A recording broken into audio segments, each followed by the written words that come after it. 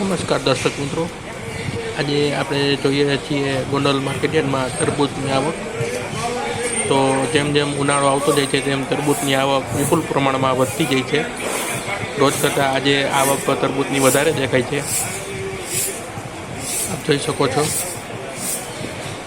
એકદમ મીઠા અને લાલ ચટાક તરબૂચ આવી ગયા છે. હાલ તરબૂચમાં ભાવ પણ સારો મળી રહ્યો છે ખેડૂત મિત્રોને. ખૂબ સરસ તરબૂચની આવક થઈ રહી છે ગોંડલ માર્કેટમાં.